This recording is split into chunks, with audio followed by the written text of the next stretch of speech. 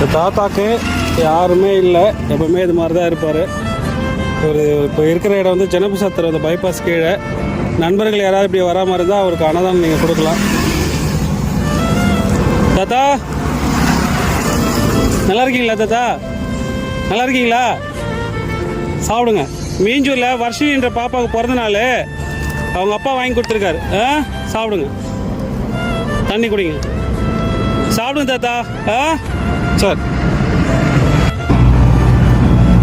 இந்த சாப்பாடுக்காக ஒரு வேளை சாப்பாடுக்காக எவ்வளோ பேர் ஏங்குறாங்கன்னு பாருங்கள். உங்களால் முடிஞ்ச இந்த மாதிரி உறவுகளுக்கு உங்களால் முடிஞ்ச அளவுக்கு அன்னதானம் பண்ணுங்க. நன்றி. பையா பையா, சாப்பாடு